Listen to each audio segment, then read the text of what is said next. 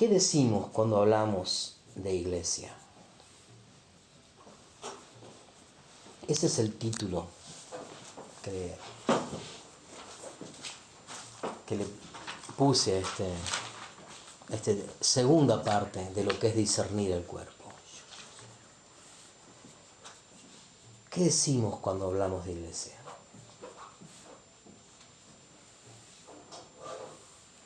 El otro día vimos que toda la gloria y todo el amor que el Padre le dio a Cristo, Él nos lo da a nosotros para que seamos una unidad,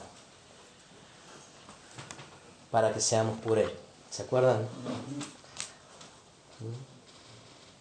La gloria que me has dado, yo les he dado para que sean uno. Esa condición de puré es la única condición donde somos verdaderamente Cristo. Y Cristo es la iglesia. Eso es la iglesia. Él manifestando o manifestándose en nosotros. En ese lugar, en esa plataforma o en ese momento, cuando Cristo es manifestado en nosotros, es donde el Espíritu Santo encuentra el espacio para convencer al mundo de pecado, de justicia y de juicio. Jesucristo dijo que sean uno para que el mundo crea. Como hablábamos el otro domingo, la estrategia evangelística por excelencia es esa. Que seamos hechos puré en nuestra simiente adámica para que sea Él el que se manifieste. Y eso produce que el mundo crea. Eso lo vemos en pasajes que ya lo hemos visto, así que no tenés que simplemente mirar los apuntes que estuvimos mirando el domingo pasado, pero en Juan 17, ahí es donde el Señor habla de eso. Y también en el capítulo 16 de Juan, habla de lo mismo. Entonces definamos qué no es iglesia. Bueno, iglesia no es un edificio. Iglesia no es un edificio material. Iglesia no es una organización tampoco. Iglesia no es un grupo de personas que con buenas intenciones hablan del Evangelio. Tampoco es un grupo de personas que, bien intencionadas, realizan tareas que tienen que ver con el Evangelio. Es decir, iglesia no es un grupo de personas que entra en un lugar y que busca mediante la ayuda social sembrar un mensaje o mediante algún tipo de colaboración o ayuda. Eso no es iglesia. Yo no puedo definir eso como iglesia. No es un grupo de personas tampoco que con buena intención realizan actos que supuestamente tienen que ver con el reino. Es decir, no es iglesia porque haga un acto profético o porque esté parado en algún lugar y realice algún acto que tenga que ver con el reino, o porque hable de alguna manera, o porque mencione la palabra profeta o apóstol. Eso no significa que por eso yo soy iglesia o somos iglesia. ¿Qué es entonces iglesia? Son las personas que en un proceso de ir separando del gobierno de sus vidas toda simiente adámica o de pecado. ¿Esto qué es? Esto es estar con Cristo juntamente crucificado. Es ir separando ese gobierno de mi vida. Eso separado, que es morir, es muerte. Separación es muerte. Están siendo, y por el ejemplo que usamos, siendo hechos puré, de manera que la única persona que resalta es Cristo. Vuelvo. Iglesia es las personas que en un proceso de ir separando del gobierno de su vida la simiente adámica, eso es muerte. No estoy hablando nada de lo que ya hemos hablado un montón de veces. Simplemente lo estoy cerrando en una definición. ¿Sí? Están siendo hechas purés en ese proceso. De manera que entonces no hay personas que se destacan, sino que en ese proceso la única persona que sobresale es Cristo. Eso es iglesia. Todo lo que vos y en mí manifiesta a Cristo. Ahora, generalmente cuando hablamos de esta forma de ir siendo hechos puré o de este andar en muerte o morir, parece que tuviéramos una mirada negativa de las cosas, una visión en los sufrimientos, en lo que padecemos. Pero no es así, hermanos. Queridos, Cristo dijo, el ladrón vino ¿para qué? Matar, hurtar o robar y destruir. Mas yo he venido ¿para qué? ¿Y qué? Y vida en abundancia. No es vida sino más. Vida en abundancia. Vida abundante. ¿Qué es? Todo orden. Todo en orden. Identidad y propósito. Toda paz. Toda sabiduría. Pleno gozo. Toda provisión. ¿Provisión de qué? Recursos. Seguridad. Salud. ¿Salud qué? Fortaleza espiritual, fortaleza psíquica y fortaleza física. Todo es vida abundante. Vuelvo. Vida abundante es todo orden. ¿Orden en qué? En identidad y en propósito. Toda paz. ¿Se acuerdan cuando hablamos de Shalom? Toda sabiduría. Pleno gozo. Toda provisión. ¿Provisión en qué? En recursos, en seguridad, en salud, que conlleva fortaleza espiritual, psíquica y física. También vida abundante es toda autoridad. ¿Ante qué? Ante toda creación, visible e invisible. ¿Recuerdan ese momento cuando Jesús estaba durmiendo en la barca y se había levantado una tempestad?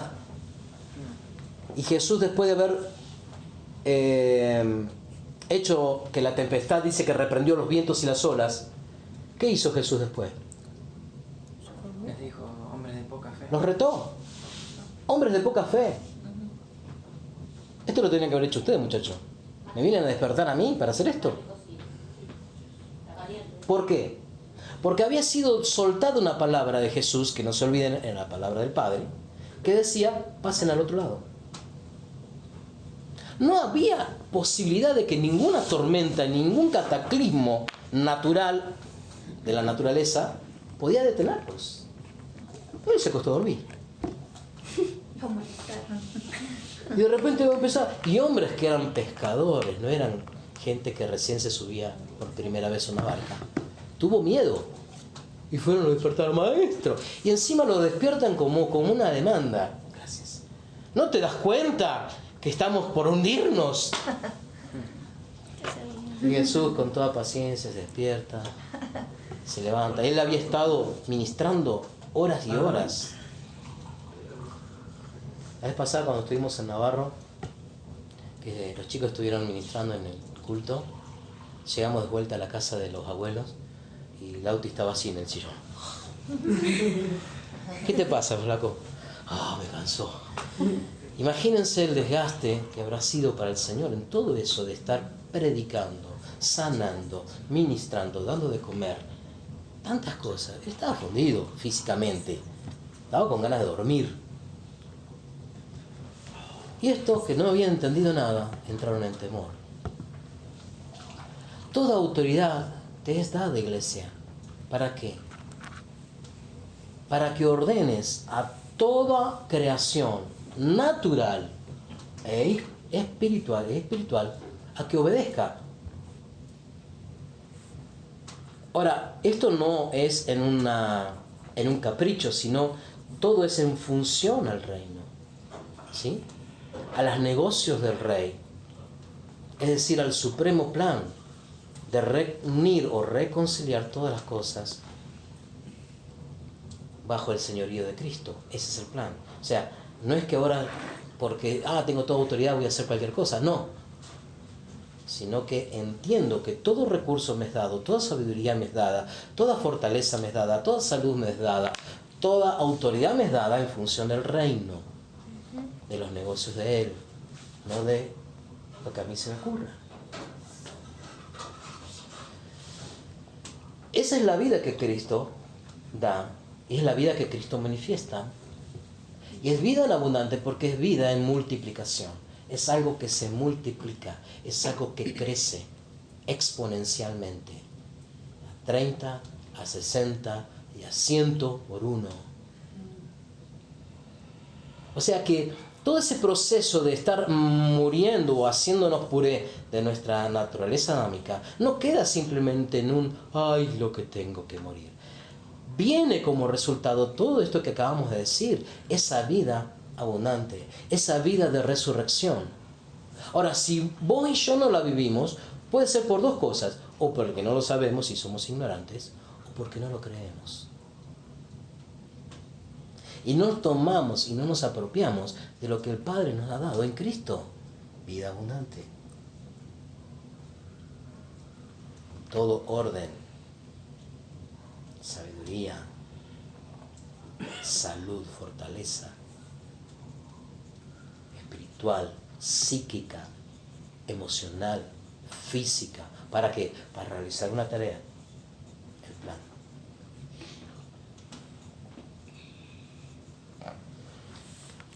Dice la palabra de que Cristo es la cabeza, ¿sí? Y que la iglesia es el cuerpo. Si yo veo una persona que tiene problemas motores, es decir, problemas en sus miembros, donde su cabeza, su mente, aunque le mande las órdenes a su cuerpo, sus miembros no le responden, yo estoy en presencia de una persona que tiene un problema, tiene una enfermedad. Hay algo que no está bien. ¿Estamos de acuerdo? Sí. Yo les pregunto, la iglesia, el cuerpo de Cristo, ¿el cuerpo de Cristo es enfermo? ¿Es deforme? ¿Tiene alguna desconexión entre cabeza y cuerpo? No, absolutamente no. Y entonces, ¿por qué en tantas congregaciones ocurren estas cosas? La pregunta es, ¿son iglesia? Porque iglesia es, como decíamos recién, todo lo que en nosotros manifiesta a Cristo. No ni nuestras buenas intenciones, no ni nuestra fuerza de voluntad, no ni los títulos que hayamos conseguido, no ni todo lo que yo pueda hacer. Y vuelvo siempre a ese famoso pasaje de 1 Corintios 13. Todo lo puedo hacer y todo lo puedo conocer y todo, si no tengo amor, si no está Cristo, de nada sirve. ¿Sí? El cuerpo entonces siempre obedece a la iglesia. Ahora, acá hay un diseño que debemos entender, porque la obediencia tiene que mostrarse. No sé cuántos recuerdan a un famoso cómico que se llamaba Carlitos Balá. Él tenía una frase que decía, el movimiento se demuestra andando. Es decir, la obediencia se tiene que demostrar. O sea, yo no puedo decir soy obediente y quedarme ahí. Hay un accionar. Para que esto sea algo práctico, para que esto sea una realidad de vida cotidiana, para que la obediencia no sea simplemente una palabra abstracta, sino una realidad de vida, hay un diseño. Y un diseño que Cristo estableció, que es el discipulado. Entiendo, por lo tanto, que hay tanto problema para que la iglesia como iglesia se manifieste, es decir, para que Cristo se manifieste en muchas congregaciones es porque no hemos entendido el discipulado. El discipulado como lo enseña Cristo, como lo diseñó Cristo, no como nosotros lo queremos acomodar a nuestras conveniencias adámicas, ya lo vamos a ver después, sino como Cristo lo dijo. Ahora, si ustedes me tienen paciencia, vamos a escuchar a Jesús. ¿Qué les parece? Amén.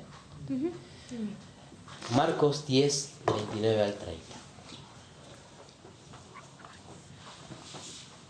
Jesús le contestó: les aseguro que el que haya dejado casa, hermanos, hermanas, padre, madre, hijos o tierras por amor a mí y por el Evangelio, recibirá en este mundo 100 veces más casas, hermanos, hermanas, madres, hijos y tierras, aunque con persecuciones, y en el mundo venidero recibirá la vida eterna.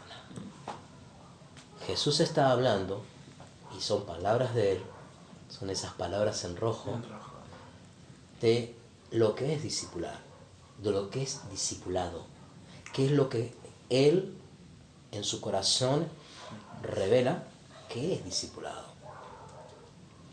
Y acá habla de gente que está por amor a Él dispuesto a ¿qué? A dejar casa, hermanos, hermanas, padre, madre, hijos, posesiones, tierras. Ahora la respuesta del Señor es que en este tiempo recibirá 100 veces más, aunque con persecuciones. Lo bueno del Evangelio del Reino es que no hay letras chicas, ¿viste? Dios, el Señor te dice claro las cosas. Sigamos. Vamos ahora a Mateo capítulo 10, desde el 32. Lo busqué en esta versión porque me pareció un lenguaje tan claro. Escucha. Si alguno declara ante la gente que es mi seguidor, mi discípulo, podríamos decir, yo declararé a su favor ante mi Padre que está en los cielos. Si soy un discípulo y declaro ante los demás, yo sigo a Cristo, Él intercede por mí ante el Padre, declara a mi favor, es mi abogado. ¿Bien? Bien. Pero al que me niegue públicamente, también yo lo negaré delante de mi Padre que está en los cielos. No crean que vine a traer paz a la tierra. Wow. Vine a traer guerras. ¿Qué tipo de guerras? A poner al hijo contra el padre, a la hija contra la madre, a la nuera contra su suegra. Cada quien tendrá a sus peores enemigos en su propia casa. Y yo sé que algunos de los que estamos acá, no digamos que son peores enemigos, pero tienen ya conflictos en su casa por seguir a Cristo. Sí. El que ame, escucha, el que ame a su padre o a su madre más que a mí, no es digno de ser mío. El que ame a su hijo o hija más que a mí, no es digno de ser mío. Qué tremendo esto, y para los que somos padres. Cualquier cosa, pero no me toque los hijos. Y cuando ponemos esa posición, no nos estamos dando cuenta que lo que estamos trayendo hacia nuestras generaciones es maldición, es muerte. ¿Qué es muerte? Separación. La estamos separando de lo que Dios quiere bendecir, porque las queremos retener para nosotros. A mi hijo no me lo toquen. O no, yo a mi hijo no. O a mi hija, no sé, caso. Lo digo como padres. Y ustedes, cuando lleguen a ese momento, es necesario que esto lo tengan bien firme y decidido en Cristo. El que se niegue a tomar la cruz y seguirme, no es digno de ser mío. Y sabemos que tomar la cruz tiene que ver con justamente morir a mi simiente adámica. Es decir, ordenar paso a paso que toda simiente adámica abandone el gobierno de mi vida. Ya no vivo según esa simiente, sino según Cristo. Amén. El que se apegue demasiado a su vida, la perderá. Pero el que renuncia a ella, porque me ama, la salvará. Qué tremendo esto. Para vencer el temor a la muerte, tenés que renunciar a tu derecho a la vida.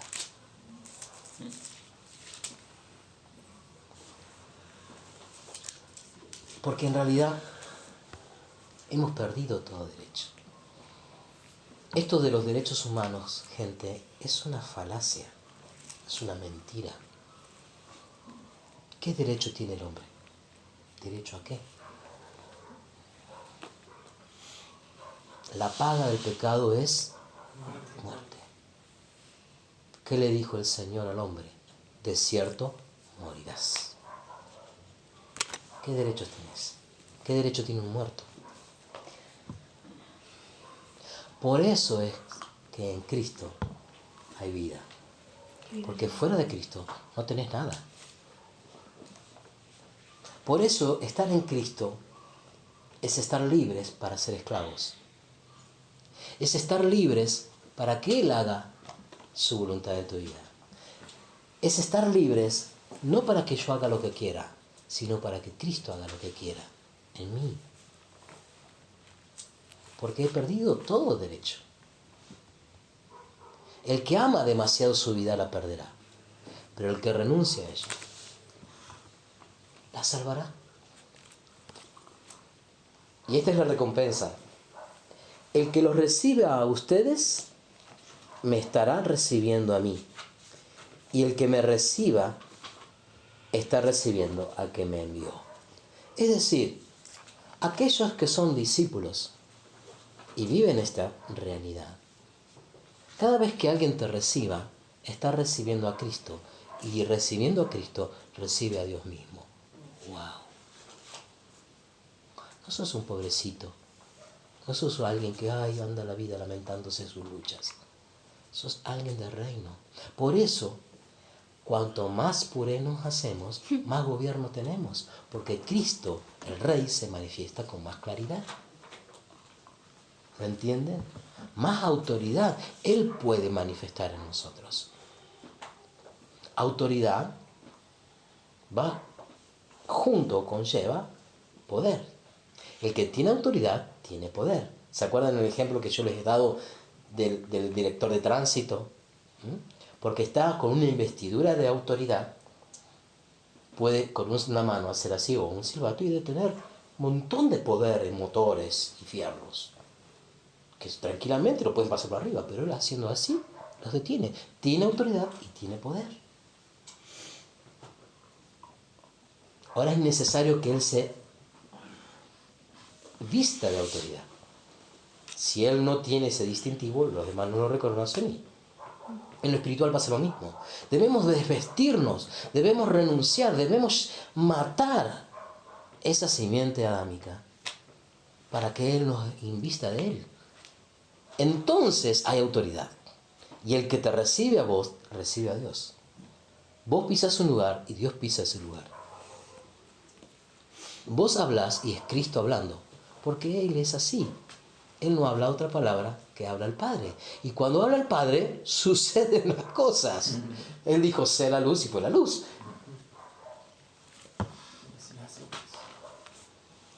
En un momento, Josué hizo una oración en medio de una batalla y pidió de que el sol se detuviera. Y él pidió esa oración, pero en realidad era Dios hablando a través de Josué, porque Dios estaba declarando eso. No olviden, nunca nace del hombre, siempre viene de Dios y vuelve a Dios, ¿sí? Y dice que no hubo día como ese día, y está registrado, los científicos, de que fue un día que duró más de lo normal. Ahora, Dios tiene poder de, aún a las leyes que Él estableció, modificarlas cuando están dentro de su reino. A la tormenta hacerla detener. a los recursos hacerlos venir, al tumor te secas en el nombre de Jesús, a la locura decirle que se vaya en el nombre de Jesús. Hay autoridad, pero para aquellos que somos por Él, o que nos vamos haciendo por Él. ¿Sí? Fíjense en el Mateo, en ese mismo Mateo, pero vamos al capítulo 8. Qué interesante, miren lo que dice ahí. Esto a mí me ayudó mucho y me da mucha paz ver el corazón de Jesús. Mateo 8.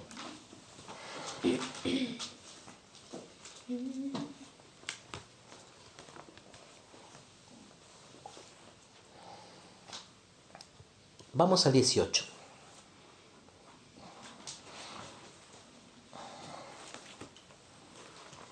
¿Estamos?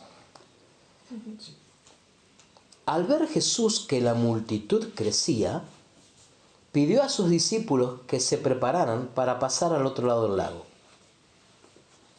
En eso, un maestro de la ley de Dios le dijo: Maestro, te seguiré a donde vayas.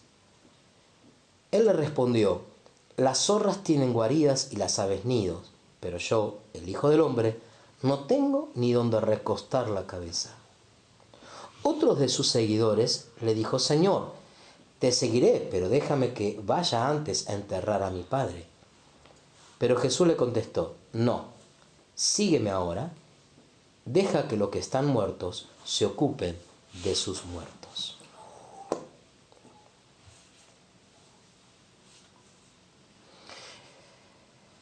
Vamos a leer este mismo pasaje en Lucas 9.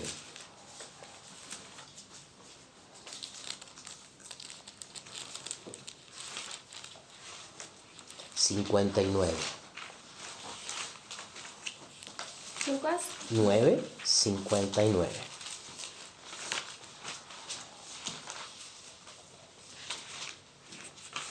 Estamos escuchando a Jesús hablándonos sobre discipulado, a Jesús hablándonos sobre qué es iglesia.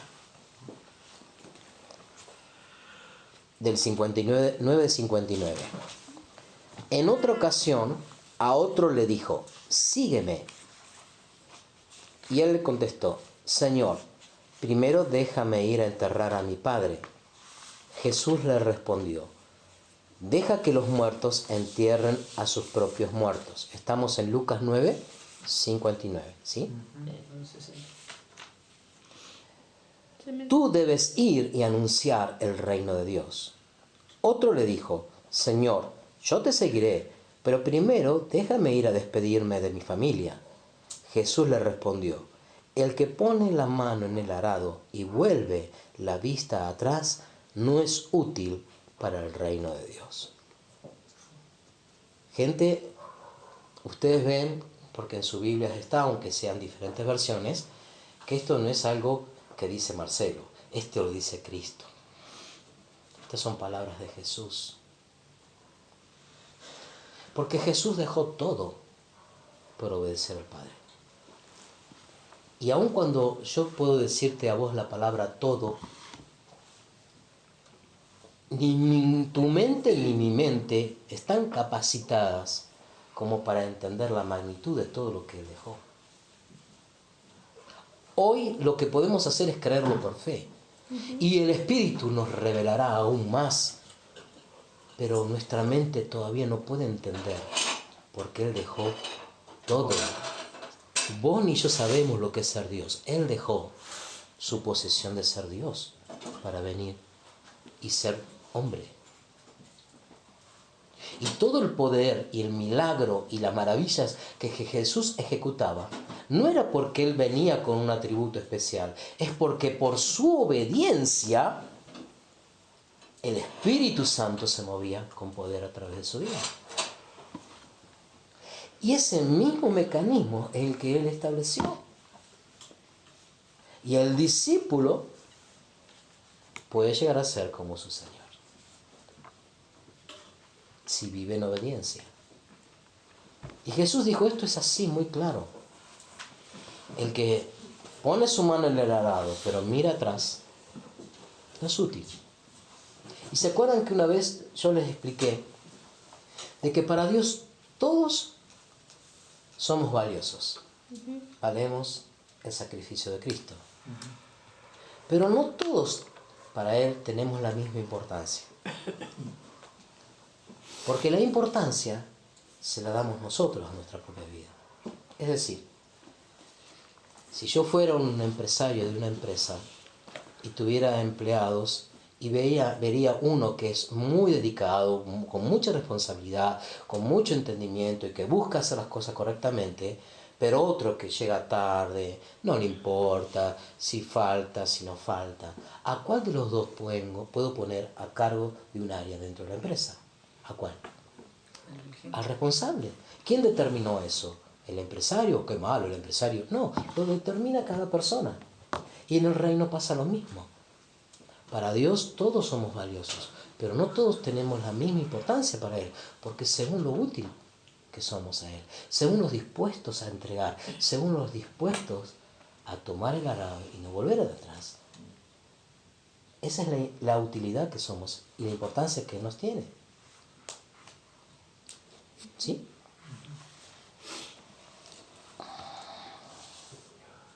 Vamos de nuevo a Mateo. ¿Cómo están? ¿También? ¿Sí? ¿Me siguen? ¿Sí? Sí. Mateo capítulo 10. Volvemos al 10, unos versículos antes.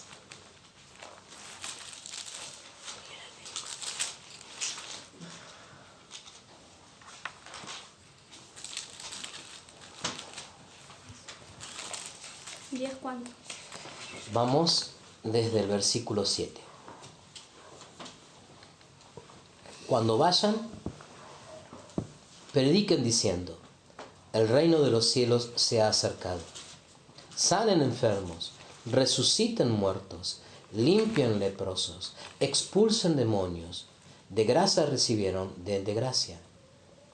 No se provean de oro, ni de plata, ni de cobre para llevar en sus cintos, ni de alforja para el camino, ni de 2 túnicas, ni de sandalias, ni de bordón, porque el obrero es digno de su sostén o su salario. En cualquier ciudad o aldea donde entren, averigüen quién es digno de ella. Quédense allí hasta que se marchen. Al entrar en la casa, saluden con un saludo de shalom, de paz. Si la casa es digna, que su saludo de paz venga sobre ella. Pero si no es digna, que su saludo de paz se vuelva a ustedes. Cualquiera que no los reciba ni oiga sus palabras, al salir de esa casa o de esa ciudad, sacuden el polvo de sus pies. En verdad les digo que en el día del juicio será más tolerable el castigo para la tierra de Sodoma y Gomorra que para esa ciudad o esa casa. O sea que ustedes vean que para Él es tan importante que entendamos este diseño, porque Él quiere todavía realizar tareas. Por eso Él dejó su cuerpo. Y así donde vos y yo entremos, Él entra y manifiesta su reino. Y aquellos que son dignos recibirán. Aquellos que no escuchen, caerán en juicio. Por decir de alguna manera, Cristo en vos y en mí va a determinar bendición o juicio para casas y para ciudades enteras. Ese es el nivel de autoridad que te da el Padre, porque Cristo está en vos, porque Cristo, toda autoridad me es dada, por tanto vayan. Ahora, ese vayan no es que Cristo se queda los brazos cruzados y ustedes van o nosotros vamos, sino que Cristo por su Espíritu en nosotros va. Pablo habla del cumplir los padecimientos de Cristo. Como que todavía hay cosas que en Cristo, no sé, cuando Jesús estaba no se habían cumplieron y que tienen que seguir siendo cumplidas y realizadas. ¿Me van siguiendo? Uh-huh. Extra de todo esto, quiero que vengan conmigo a Hechos.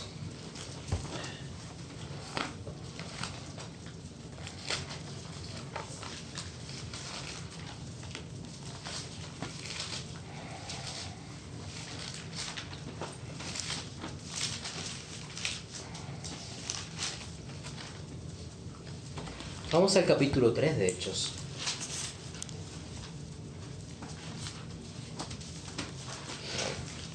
Y el versículo 21 del capítulo 3. Hechos, capítulo 3, versículo 21.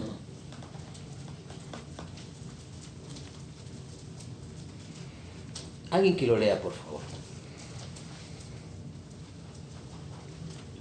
Aquí en desierto es necesario que el cielo reciba hasta los tiempos de la restauración de todas las cosas, de que habló Dios por boca de sus santos profetas que han sido desde el tiempo antiguo. Bien. Este es un discurso de Pedro. Si, quizás en sus Biblias pueden estar ahí escrito arriba como el segundo del sermón o discurso de Pedro. ¿Sí? Y Pedro está hablando sobre Jesús. Y en un momento Pedro dice esto, hablando de Jesús, a que el cielo debe recibir hasta el día de la restauración de todas las cosas. ¿Todos lo tienen así en sus Biblias? Sí. ¿Alguno tiene algo diferente? ¿No? No. Dice es necesario que el cielo reciba para los tiempos Sí. de la restauración. De restauración de todas las cosas. ¿Saben que esa palabra recibir en realidad se debería leer retener? Aquí en mi Biblia figura como una posible traducción o retener. Entonces vamos a leerlo de esta manera. A quien el cielo debe retener hasta el día de la restauración de todas las cosas. ¿Se acuerda que Jesús dijo que el fin no vendría hasta que el evangelio del reino se predique en todo lugar? ¿Sí? Y nosotros entendíamos que eso era levantar iglesias en el concepto que nosotros teníamos de lo que era una iglesia. Todo lo que nosotros vimos anteriormente que no es edificio, gente haciendo cosas. ¿No? Pero en realidad lo que Cristo estaba diciendo, que el tiempo viene cuando el reino es manifestado en todo lugar. El cielo debe retener a Cristo hasta el tiempo de la restauración de todas las cosas. Vamos a verlo esto más adelantemente. Más adelante. Gracias, Silvia. Adelantemente. Sí. Pero es importante entender de que el pecado, ¿qué produce? Separación.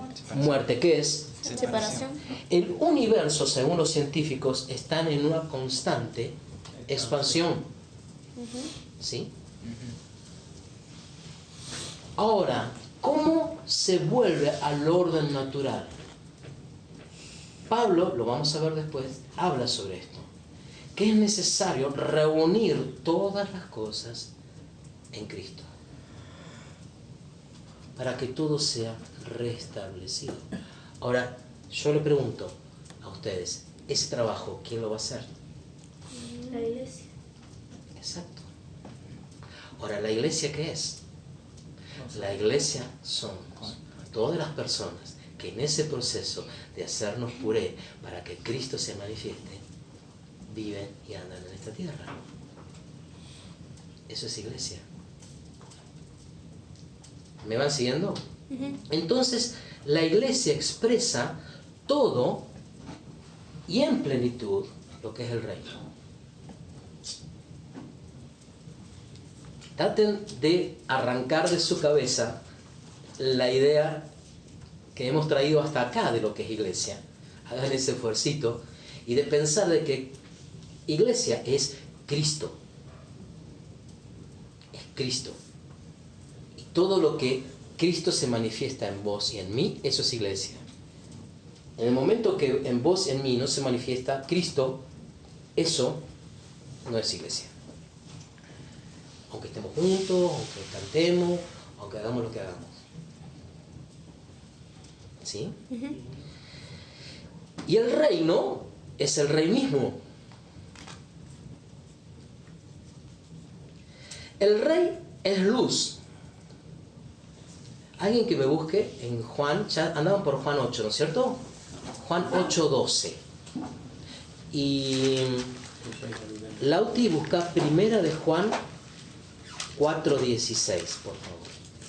Entonces, uno que busque Juan 8:12, Lauti primera de Juan 4:16.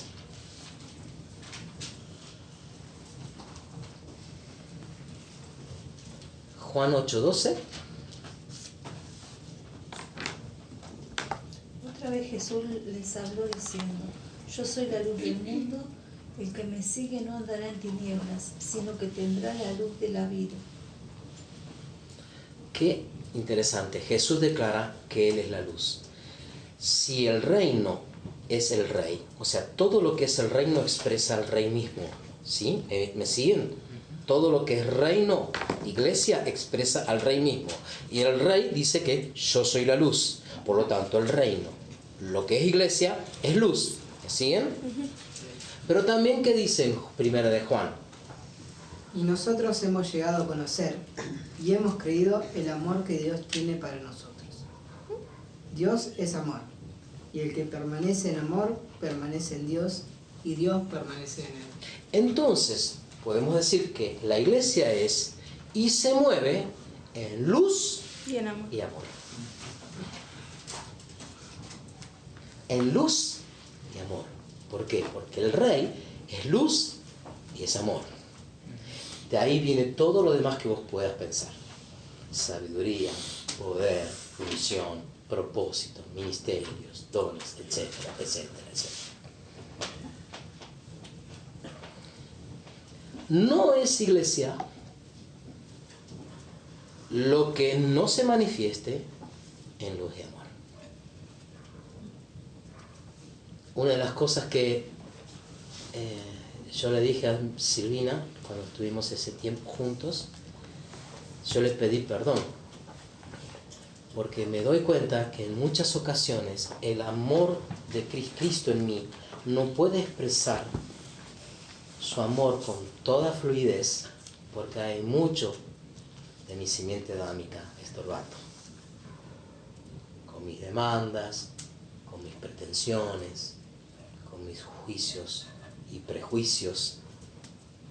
¿Me explico? ¿Qué es andar en luz y amor? Primera de Juan, ya que estamos ahí, vamos a primera de Juan 1, 5. del 5 al 9. ¿Lo tenés ahí vos? Sí. Bien.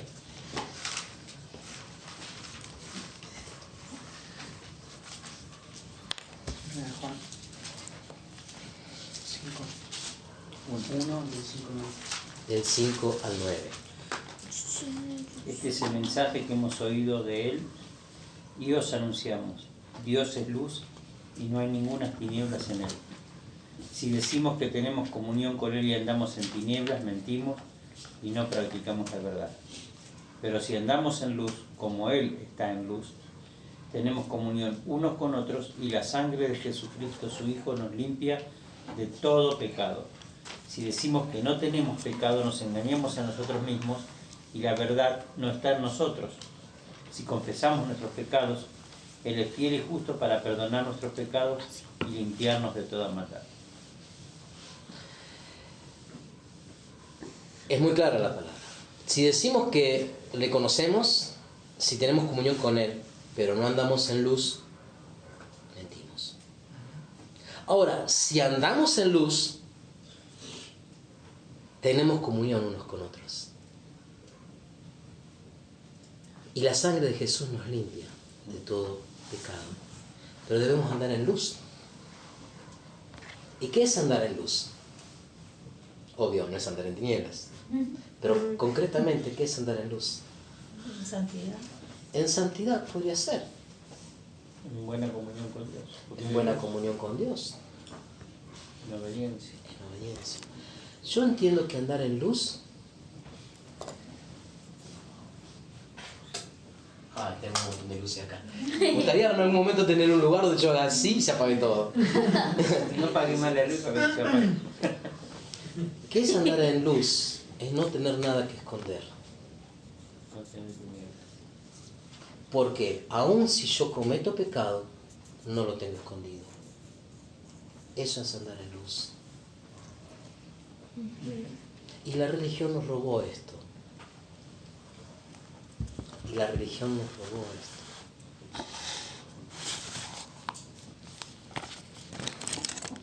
Si andamos en luz, se caen las caretas.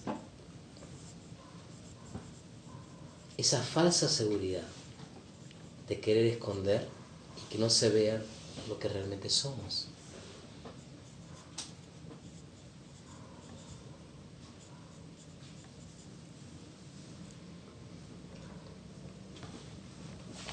Se cae esa hipocresía de fingir algo. Porque ¿eso qué es? En definitiva, en el fondo, el querer esconder, el querer tapar, el mostrar una careta, manifiesta temor. Temor. ¿Temor a qué? Y si vamos analizando el profundo, es temor a la muerte, a la separación. Juan, 1 Juan 4, 16, dice, y nosotros hemos llegado a conocer y hemos creído en el amor de Dios. Es lo que leyó Lautio. Dios es amor. El que permanece en Dios, en amor, permanece en Dios y Dios permanece en él. Escuchen, en esto se perfecciona el amor en nosotros, para que tengamos confianza en el día del juicio. Pues como Él es, así somos también nosotros en este mundo. Es lo que hablamos recién. Así como Él es, así somos nosotros en este mundo. En el amor no hay temor, sino que el perfecto amor echa fuera el temor. Porque el temor involucra castigo, y el que teme no es hecho perfecto, no es hecho maduro en el amor. Nosotros amamos porque Él nos amó primero. El que dice yo amo a Dios pero aborrece a su hermano, menosprecia, desvalora a su hermano, es un mentiroso. Pero el que no ama, porque el que no ama a su hermano a quien ha visto, ¿cómo puede amar a Dios a quien no ha visto? Y este es el mandamiento que tenemos de Él. El que ama a Dios, ame también a su hermano. Yo entiendo que el camino de salvación o el camino de sanidad es este: andar en luz y andar en amor.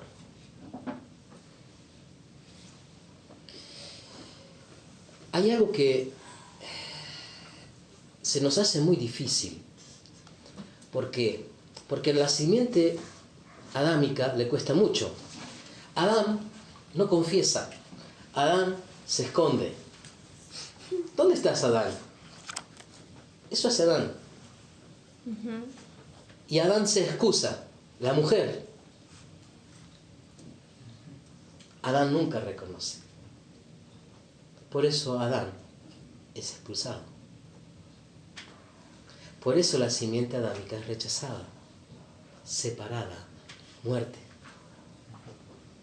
Cuando yo dejo de querer manejar, o mejor dicho, dejo que eso siga dominando mi vida, separo a esa simiente adámica del gobierno de mi vida, de mis pensamientos, de mis creencias que producen emociones. Comienzo a andar en mi verdadera identidad, que es Cristo, y Cristo anda en luz, Cristo no se esconde.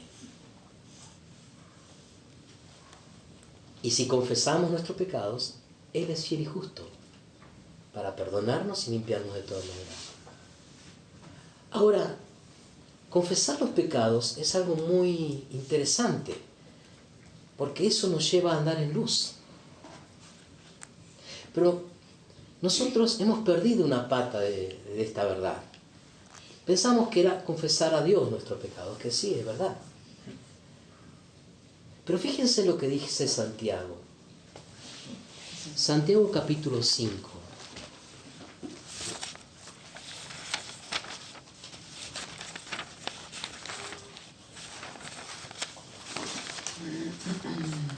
Santiago capítulo 5.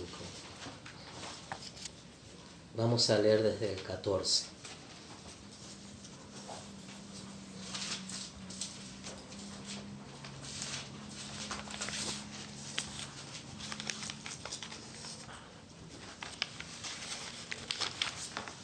Estamos viendo un diseño que el Señor estableció. Estamos queriendo saber realmente qué es iglesia. ¿Qué es, tomando el ejemplo que vimos el domingo pasado, ser hechos puré? ¿Quién está entre ustedes enfermo? Que llame a los ancianos de la iglesia y que ellos oren por él, ungiéndolo con aceite en el nombre del Señor. La oración de fe restaurará o sanará al enfermo, y el Señor lo levantará. Si ha cometido pecados, le serán perdonados. Por tanto, por consecuencia, confiésense sus pecados unos a otros y oren unos por otros. ¿Para qué? Sean sanados. Para que sean sanados. Es en la comunión, y eso es algo que el Espíritu va a tener que ir revelándonos poco a poco. ¿Qué es comunión? ¿Asistir a una reunión todos los domingos? ¿Qué es comunión? ¿Juntarme con Marcelo y con Silvina en el discipulado? ¿Qué es comunión? ¿Hacer el FCM? ¿Qué es comunión? Estar con los hermanos. ¿Qué es comunión? Y comunión es juntos haciéndonos puré. La Biblia está llena de frases como esta: amándonos unos a otros, soportándonos unos a otros, ayudándonos, favoreciéndonos primeramente a los de la familia de la fe, perdonándonos unos a otros. Siempre tiene que ver con unos con otros, porque es en el puré donde Cristo se manifiesta. ¿Y cómo me hago puré? Bueno, el camino de sanidad es decir, mira Francisco, vos sabés que estoy luchando con esto. Necesito que vos estés orando por mí. Amén, hermano. Sí, vamos a orar. Traer a luz, sacar a luz. Eso es santidad. Gente, el pecado para Dios no es problema. Escuchen lo que le digo. El pecado para Dios no es problema. Ya lo resolvió. Lo resolvió con Cristo. El tema es que acá nos corresponde es que alcancemos la madurez de la plenitud de un varón perfecto a la medida de Cristo. Es la única manera. ¿Cómo? Viviendo en amor y viviendo en luz. Andar de esa forma rompe en el nombre de Jesús todo argumento y fortaleza mentirosa que el bicho sembró en tu mente y en la mía.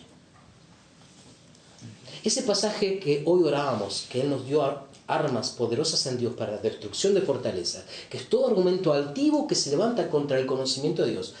Eso, mi amado, no opera solamente en los de afuera, opera en nosotros, que nos impide conocer a Dios.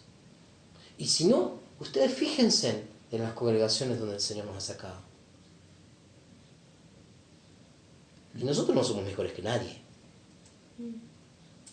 hay un argumento, hay un pensamiento, hay una filosofía, hay una estructura que es una fortaleza que se levanta en contra del conocimiento de Dios, del reino. Conocimiento es otra palabra que está muy equivocada. Pensamos que conocimiento es traer información, mientras que la Biblia está llena de pasajes como y Abraham conoció a Sara, y me está hablando de una intimidad.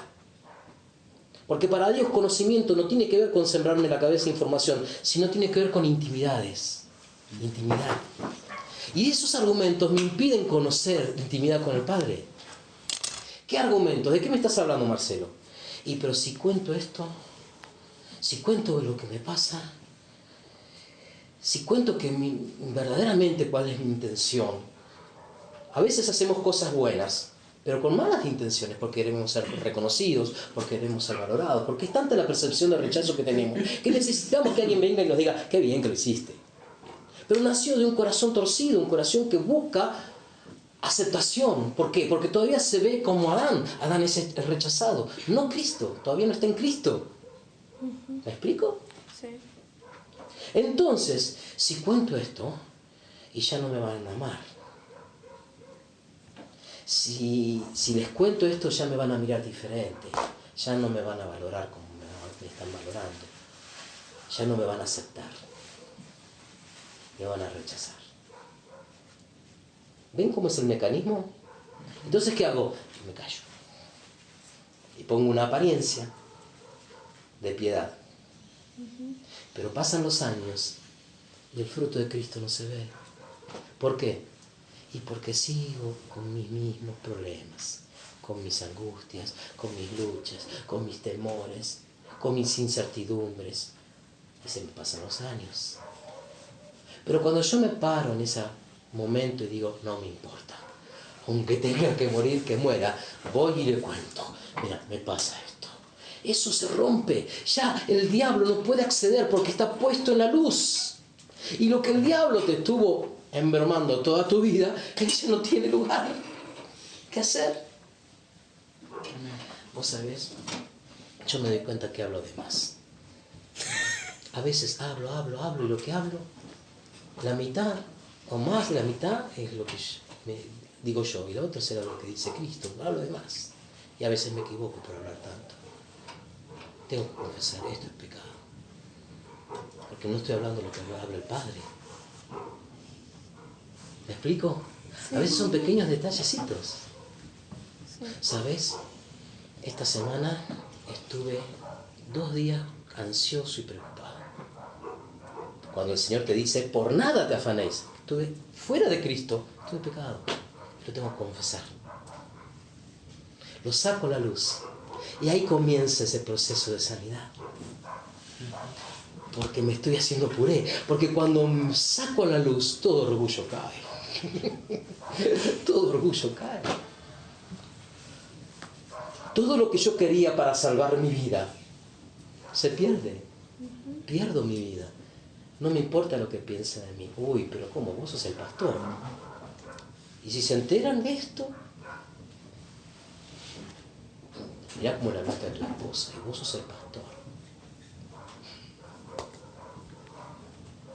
Pero ese es el ámbito donde ocurre el operar del Espíritu. Eso es iglesia. Todavía no llegamos ni en la primera parte. Y vamos a parar acá.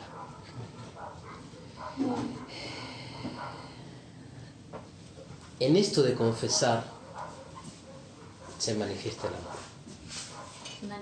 El amor. Amor de que confiesa. Porque echó fuera todo temor. Ya no me importa, Señor. Aunque por más que piense que me van a mirar diferente, por más que piense que no me van a amar y me van a rechazar, no importa. Si vos decís acá que debo confesar, y yo te creo a vos, Señor. Abandono todo temor. Y también se manifiesta el amor en el que recibe la confesión. Porque el amor cubre multitud de faltas. Está bien, hermano, vamos a orar. Y esto queda entre nosotros. Cubre la falta.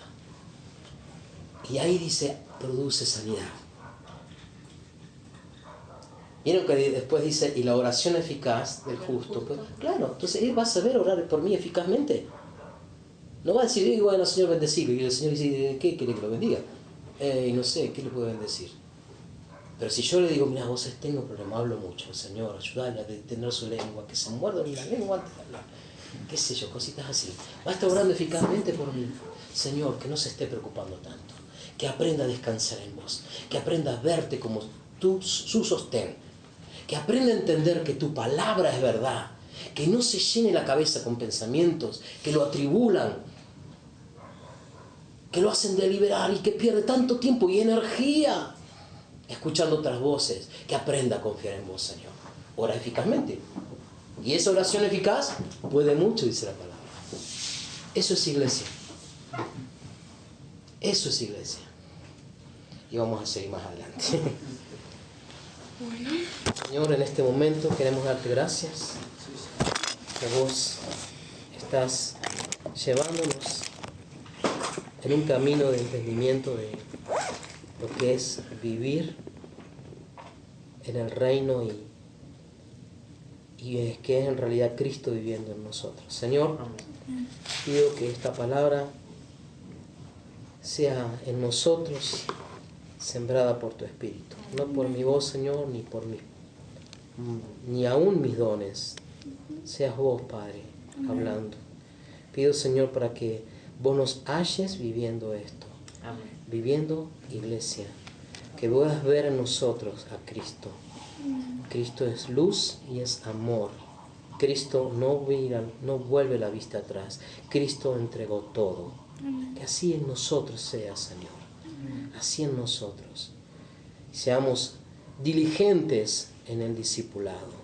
No nos acomodemos, no pretendamos acomodar tu operación a nuestras actividades, sino que acomodemos toda nuestra vida en función del reino. Nuestros descansos, nuestras ocupaciones, nuestros tiempos libres, lo que sea, Señor, todo esté acomodado en función de vos y tu reino, y no en nosotros.